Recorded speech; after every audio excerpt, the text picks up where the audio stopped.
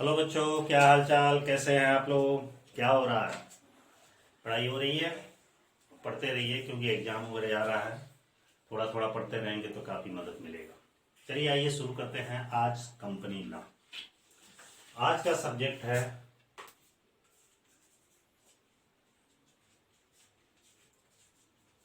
Company law, जिसमें हम पढ़ेंगे आज अंशों का हरण। क्या पढ़ेंगे? अंशों का हरण,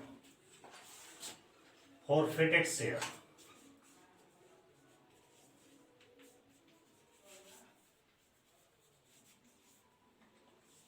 फॉरफिटेड शेयर, अंशों का हरण क्या होता है?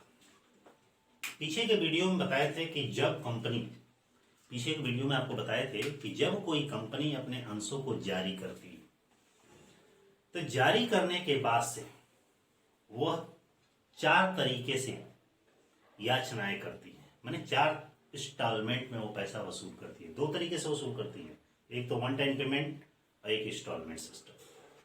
तो यहां बारी है कि इंस्टॉलमेंट सिस्टम। इंस्टॉलमेंट सिस्टम में पहला होता है आवेदन, दूसरा होता है आवंटन और तीसरा होता है प्रथम याचना और लास्ट होता है द्वितीय और अंतिम याचना। तो जब कोई अंशधारी समय से अपनी याचनाओं का भुगतान नहीं कर पाता, जब कोई अंशधारी अपनी याचनाओं का भुगतान निर्धारित समय पर नहीं कर पाता, तो ऐसी दशा में कंपनी क्या करती है? उसके अंशों को जब्त कर लेती है। ठीक ना? मतलब अंशों को जब्त करने का मतलब है कि जितना पैसा पेमेंट किया है शेयर होल्डर ने, अंशधारी ने, उसको जब्त कर लेती है और अपने रजिस्टर से उसका नाम काट देती है। तो इसी को कहा जाता है अंशों का हरण, फॉरफिटेड शेयर। ठीक है? अंशों का हरण मतलब कि जब कोई अंशधारी अपनी याचनाओं का भुगतान करने में चूक करता है तो ऐसी दशा में कंपनी उसकी जमा धनराशि को या पेड किए गए याचना को जब्त कर लेता है, जिसे अंशों का हरण कहा जाता है। अंशों का हरण करने के संबंध में उल्लेख कंपनी के पार्षद अंतर नियम में होता है। मेरा लेक्चर ध्यान से सुनिएगा। किसी भी कंपनी के अंशों का हरण करने का उल्लेख कंपनी के पार्षद अंतर नियम में होता है। जहां अंतर नियम नहीं है तो तालिका नंबर F में इसका उल्लेख किया गया। प्रश्न यह है कि अंशों का जब हरण कर लिया जाता है तो उसमें हरण करने के इसके क्या प्रोसेस है? हरण तो समझ गए क्या होता है कि जब कोई शेयर होल्डर, अंशधारी अपनी, जैसे मान लीजिए यहाँ पे एक एग्जांपल के थ्रू बता रहे हैं, कोई कंपनी है, एक कोई कंपनी है और यह कंपनी अंशों का निर्गमन की। क्या की? अंशों का निर्गमन की। और निर्गमन की तो जनता से उसने अपने पैसे को आवेदन, आवंटन, प्रथम याचना और द्वितीय व अंतिम याचना, द्वितीय व अंतिम याचना, इस 4 तरीके से पैसा मांगा। कोई शेयर होल्डर यह इंस्टॉलमेंट दे देता है, मान के चलिए यह भी दे देता है, हो भी सकता है ये भी देता है या नहीं देता, और बाद में वह किस्त देने में, याचना कर देने में विलंब करता है, नहीं दे पाता है, चाहे वो जिस कारणवश न दे पाए। तो ऐसी दशा में कंपनी क्या करती है? इसकी जमा धनराशि को जब्त कर लेती है। ऐसा नहीं कि डायरेक्ट कर लेगी, उसको रिमाइंडर देगी, उसको बार बार सूचित करेगी। सूचित करने के बाद भी यदि वो ऐसा नहीं करता तो उसको जब्त कर लेती है और अपने रजिस्टर से उसका नाम काट देती है। इसी को अंशों का हरण कहा जाता है, जिसका उल्लेख अभी बताया कि पार्षद अंतर नियम में किया गया है। यह अंतर नियम नहीं है तो टेबल F में इसका उल्लेख किया गया। टेबल F का भी इसमें नियम दिया गया है, नियम 24 से लेकर 34 तक इसका उल्लेख किया गया। प्रश्न है, हरण करने के क्या नियम है? इसको लिख रहे हैं अंशों की हरण के नियम। अंशों के हरण करने के क्या नियम दिए गए? मान लीजिए मैंने जिस तरह बताया सिंपल था कि हरण कर लिएगा, कर दिया, तो ऐसा नहीं है कि कंपनी उसके डायरेक्ट अंशों का हरण कर। उसके भी कुछ सिस्टम होते हैं, कुछ प्रोसेस होते हैं जिसके कारण वो हरण करती है। हो सकता है कोई लेट कर दे, तो लेट करने में कोई कंपनी किसी शेयर होल्डर के अंशों को जब्त नहीं करेगी, बार बार रिमाइंडर देगी, नोटिस देगी, एक के बाद दूसरा, दूसरे के बाद तीसरा, अंत में विवश हो जाएगी, तब जाके उसके अंशों का हरण करेगी। तो प्रश्न ये है कि अंशों के हरण के क्या नियम है, क्या प्रोसेस होते हैं, कैसे कंपनी किसी शेयर होल्डर के शेयरों को जब्त करती है। पहला, भुगतान न करने वाले अंशधारियों की सूची बनाना और संचालक मंडल में पेश करना। पहला काम करती है भुगतान न करने वाले अंशधारियों की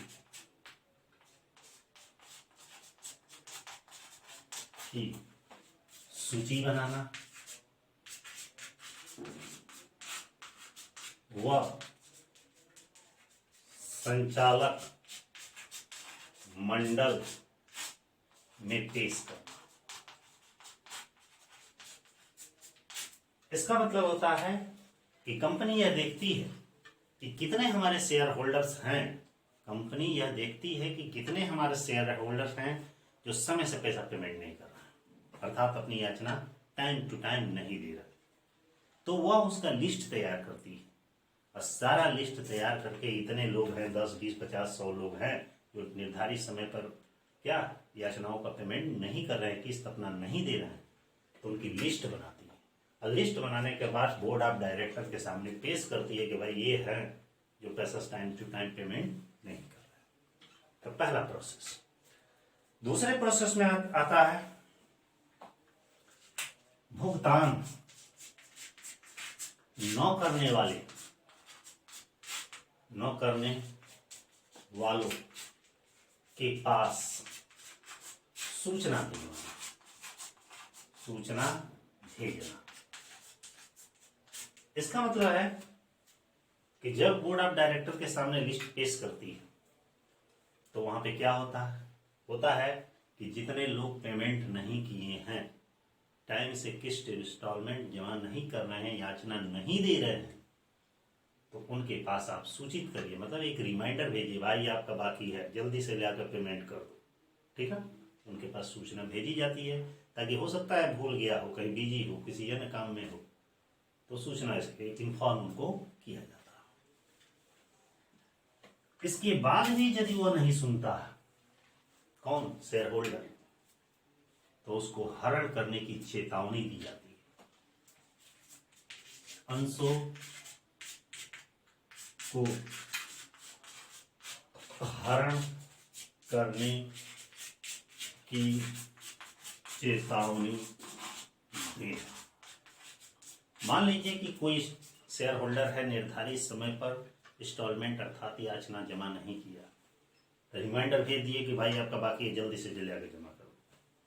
नहीं आया, इंतजार किएगा या टाइम देगा, टाइम देने के बाद से भी नहीं आता है, तो ऐसे कंडीशन में क्या किया जाता है, एक दूसरा रिमाइंडर भेजा जाता है कि जल्दी से बकाया पैसा लेकर जमा कर दो, नहीं तो तुम्हारे अंशों को हम जब्त कर लेंगे, हरण कर लेंगे, एकदम खाता अपने हाथ से काट देंगे। तो दूसरा ये काम किया जाता है। तीसरा क्या करना है, इसके बाद भी नहीं सुनता तो भुगतान के लिए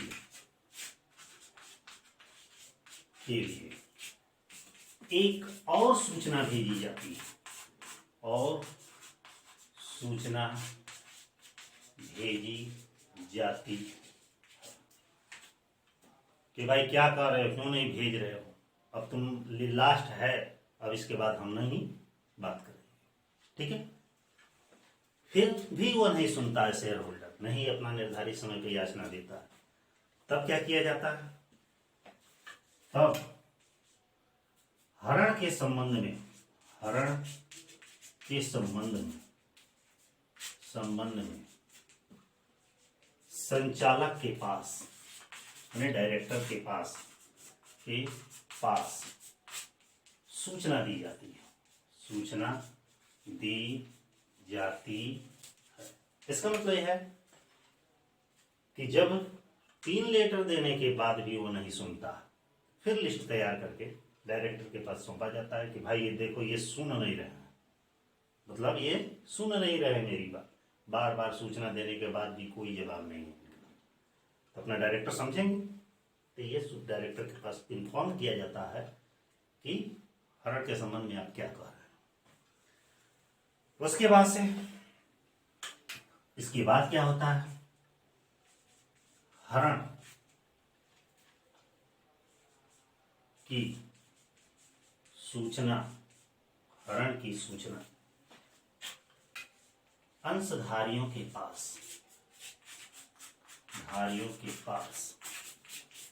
भेजी जाती। अंत में जब विवश हो जाता है तो संचालक मंडल में एक प्रस्ताव पास किया जाता है कि अब इनको बाइकाट कर दिया जाए, मतलब इनका हरण कर लिया। तो एक चिट्ठी तैयार की जाती है, लेटर तैयार किया जाता है और यह सूचना लिख के भेजी जाती है कि आपने इतने रिमाइंडर देने के बाद भी हमारी बातों को नहीं सुने, न ही अपने याचनाओं का भुगतान किया। अंत में हम विवश होके आपके शेयरों को, अंशों को जब्त कर दे रहे हैं। जो धनराशि जमा किए हैं उसको हम जब्त कर रहे हैं, अब हम नहीं सुनेंगे। ठीक है। इसके बाद से क्या किया जाता है, कंपनी के रजिस्टर से उसका नाम काट दिया जाता।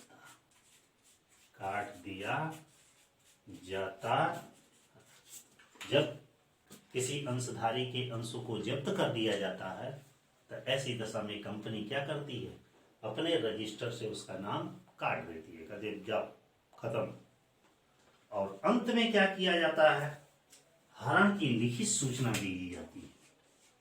हरण की लिखित सूचना दे दी जाती है। सूचना दे दी जाती है। ठीक है। और इस तरह एक कंपनी के अंशों का हरण हो जाता है। कैसा है, हरण करने के बाद से ये भी कोई जरूरी नहीं है कि लास्ट में जब किसी कंपनी के अंशों को अंशधारी के अंशों को जब्त कर लिया जाता है तो ऐसा नहीं है कि एकदम कंपनी हड़प ले लेती है, उतर जाती है कि ना आप हमको देना ही नहीं, ऐसा नहीं है। उसके साथ ऑप्शन रहता है कि उन अंशों को जिसका हरण किया है वो किसी भी व्यक्ति को, दूसरे पर्सन को, दूसरे शेयर होल्डर को वो इशू भी कर देती है, मतलब पुनः निर्गमन भी कर सकती है। उसके पास अधिकार होता है कि वो पुनः निर्गमन कर सकती है। हो भी सकता है कि वह शेयर होल्डर बाद में लौट उठ के आ जाए, कहे कि भाई हमसे गलती हुई, हमने समय से किस्त नहीं दिया। उसके साथ रिक्वेस्ट करें, मैंने कंपनी के साथ, तो कंपनी को जैसे समझ में आ रहा तो उसकी रिक्वेस्ट को ध्यान में रखते हुए, सुनते हुए पुनः उसके अंशों का निर्गमन भी कर देती है। तो ऐसा भी प्रोसेस है कंपनी एक्ट। फिलहाल आज के वीडियो में इतना ही, केवल अंशों का हरण। अगले वीडियो में दूसरे टॉपिक के साथ मिलेंगे। वीडियो हमारा कैसा लगा लाइक के माध्यम से जरूर बताइएगा, और अच्छा लगे तो जरूर लाइक कर दीजिएगा, और जो चैनल पर नए हैं तो एक बार सब्सक्राइब जरूर कर दें ताकि आगे आने वाला वीडियो आपको मिल सके। ठीक है, इसी के साथ विदा लेते हैं, फिर कल मिलते हैं।